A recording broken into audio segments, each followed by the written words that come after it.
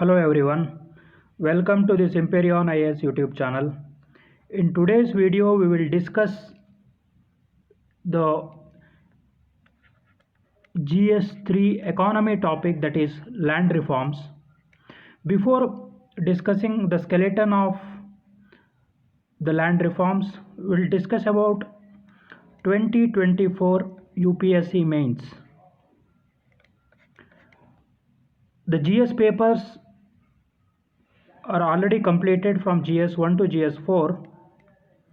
We can see many questions that have been repeated from the PYQs. In the paper 1, either it's Quit India movement, impact of globalization on women,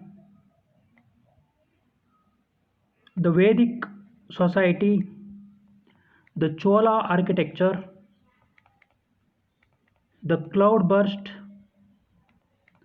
the origin of twisters or tornado or cyclones in the Gulf of Mexico,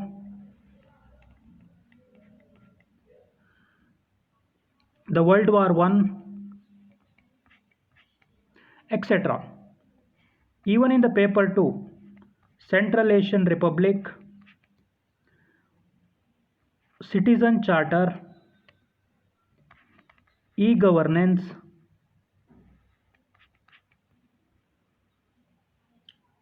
on secularism, the comparing Indian secularism and USA Western secularism.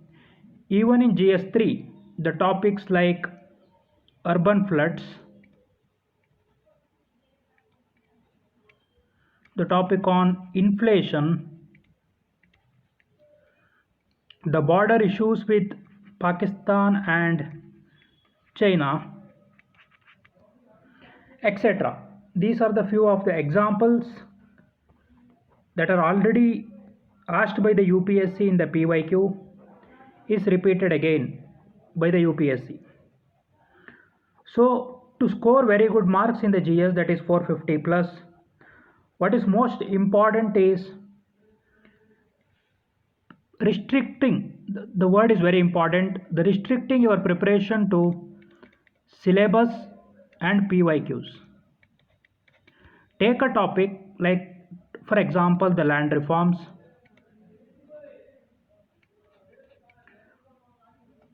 Prepare according to the syllabus as well as PYQ. There was a question on PYQ in the 2020 on land reforms in the 2024 as well. The factors responsible for success of land reforms in few states, mainly in Kerala, in West Bengal, etc.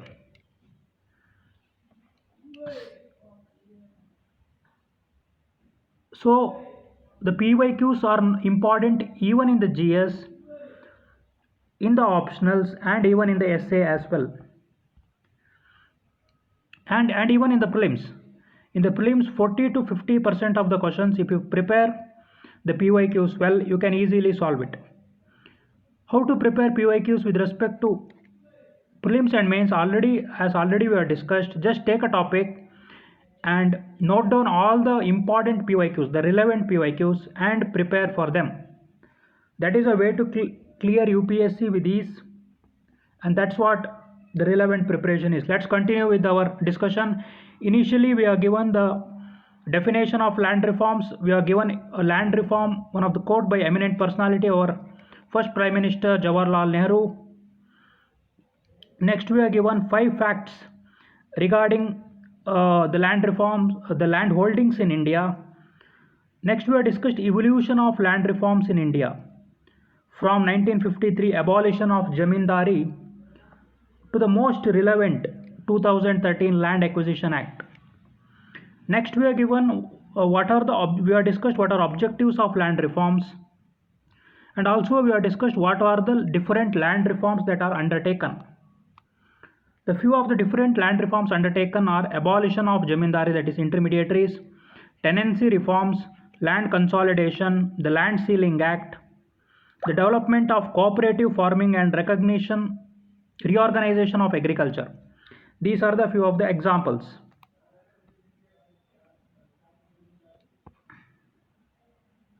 After that, success of land reforms in India. We have discussed about success of land reforms. So land reforms, abolition of intermediaries, tenancy reforms in West Bengal and Kerala. These are the point you can write for the question that is asked in 2024. I think SIMPERION IAS is the only material which has given about success of land reforms in detail, not just a passing argument. The Land Sealing Act, that was successful. Operation Barga, West Bengal. I think very few material will have this Operation Barga. I am very sure you can go through material. If you find this point in any notes, please comment in the comment box. Bhudan and Gramdan movement, forest right acts, rural poverty alleviation, Digital India land record modernization program. These are few of the success stories regarding in the realm of land reforms. See, this is the point. This was the question, exact question. You can combine both and write, was asked by the UPSC. This was the topic. The land reform, the factors that led to the success of land reforms. There are 6 factors. We have discussed with examples in detail. You can go through it. If you find this particular point, what are the success and what are the factors that led to success, please comment in the comment box. If you find this in any material, this is what is called making relevant material, not just dumping the notes with the facts whatever you find on the internet, taking the screenshot and giving those diagrams. We prepare based on syllabus and PYQs. Period. Next, we also discussed the reason for failure of land reforms. We have discussed in detail, and also we have discussed in the separately in the box as well on the right side. Next, we have discussed the land sealing. What is land sealing and what are the merits of land sealing and what are the demerits of land sealing. Up next, we have discussed the Digital India, the land record modernization program and its key objectives. And also we have discussed benefits of digitization of land records. And also we have discussed what are the existing land management system that currently available and how the digital land record modernization scheme works, the mechanism. This is the current one that is already there, a legacy system you can call it. This is the new modern system we have discussed with the diagram. We have also in a table we have discussed few of the success stories of land record best practices of Madhya Pradesh, Bhumi project of Karnataka, Andhra Pradesh project and Maharashtra's e-mutation system as well. And also there are 2 other schemes. One is ULPIN, that is unique land parcel identification number, and also Swamitwa scheme. We have discussed that as well. And also we are given few facts related to importance of land records. Lot of the cases in the court are because of the massive litigation related to the land. Most of the cases, 66% of the cases in the courts are because of land disputes. So if the land records are modernized, that can be solved. Next is GDP acceleration. That is with less court cases, if the land record digitization, it can give a boost 1.3% to the GDP and also Niti Aayog insight. Next we discussed 2013 Land Acquisition Act. Next we discussed how land reforms led to the increase of agricultural productivity. Up next we have discussed land reforms and rural development. How land reforms leading to the rural development. We have discussed in that the social benefit and the economic benefit. We have discussed social benefit and economic benefits. We have discussed key articles that are related to the land reforms or land records. We also discussed land reforms and SDGs, the few of the SDGs that can be connected to the land reforms, like reduction of poverty. So with the modernized land records, with the land reforms, people getting the land with the Land Ceiling Act. People getting the land, the poverty can be reduced. It can increasing agricultural productivity can reduce hunger, that is zero hunger. Women ownership of the land can reduce a gender equality. We are discussed in detail. Please go through it. The land reforms. This chapter is just 6 to 7 page notes. Next, we have discussed the vicious cycle of land ownership and socio-economic status. See, small and marginal farmers, fragmented land holdings and absence of land records leading to lack of access to credit, leading to low market surplus and exploitation by the traders, again low income and low socio-economic status. A vicious cycle of land ownership and socio-economic status, that is less fragmented land, having a small marginal farmers leading to low income, again that's a vicious cycle. It's difficult to come out of it. Next is way forward.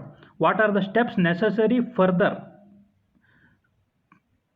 to make sure that the fruits of land reforms reaches to everybody? Land reforms doesn't just mean abolition of jamindari or abolition of tenancy or adoption of land ceiling, etc. It also means modernization of land records as well. So we are discussed a new points what can be done now, that is sustainable land management, inclusive land policies, supporting the marginal farmers, strengthening the legal framework, and also digitization of land records. We discussed that as well. We have given one conclusion.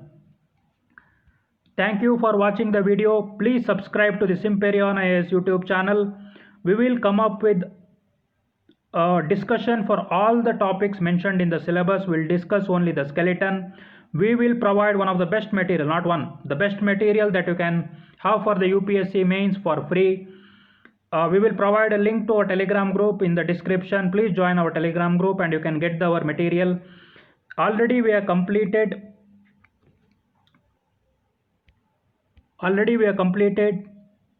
the land reforms notes. We have completed inclusive growth. We have completed infrastructure. We have completed vulnerable section and all the topics related to women. We have discussed food processing industries. We have discussed post-independence. In that we have discussed two important topics of state reorganization plus linguistic division of states. We have discussed complete world history. We have discussed the topic of regionalism, secularism and communalism. We have discussed population related issues and education, health and human resource. And we have almost completed, I think, social justice and society as well. There are a few topics in the one or two topics in the society is remaining. Even we have discussed globalization and its impact. Thank you for watching the video. Please subscribe to our YouTube channel.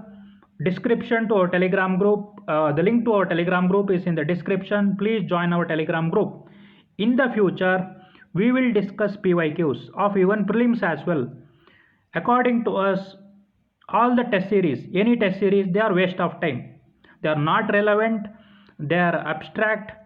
It is done according to few people's whims and fancies.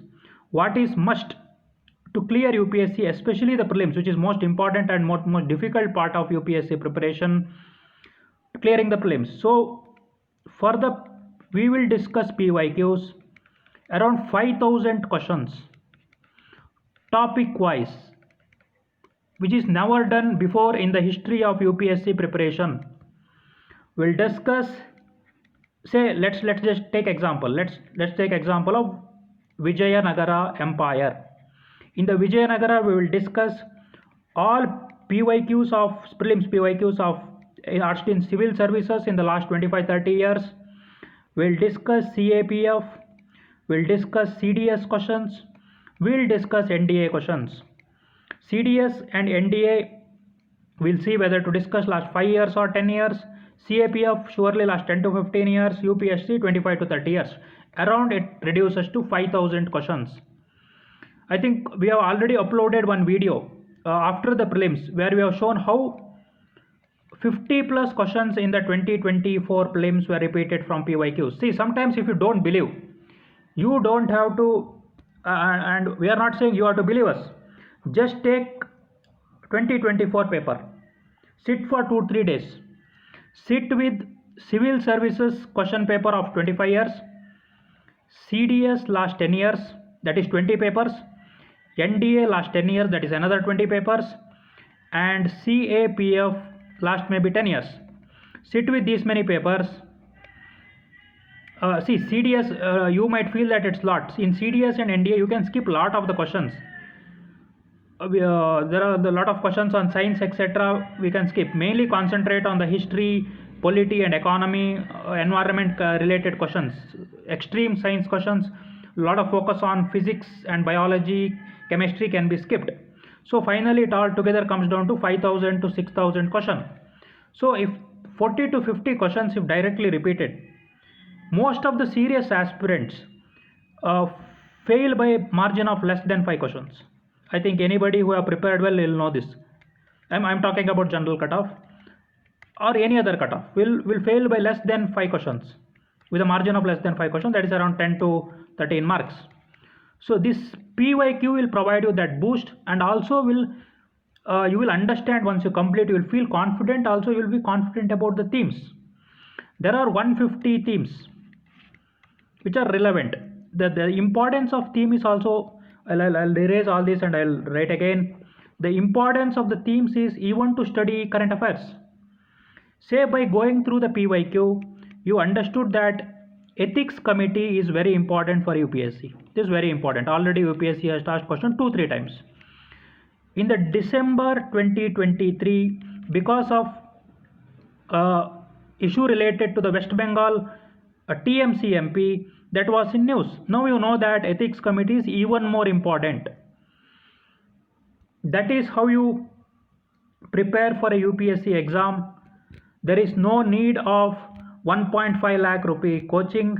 If you want, please to go and take the coaching, but to clear, coaching will not help you to clear. Even we will not help you to clear. It is your own effort. We can guide you. Our role is to just guide you and show you the proof, undeniable proof, that why PYQ and only syllabus are important, nothing else. Throw all bulky material to the dustbin.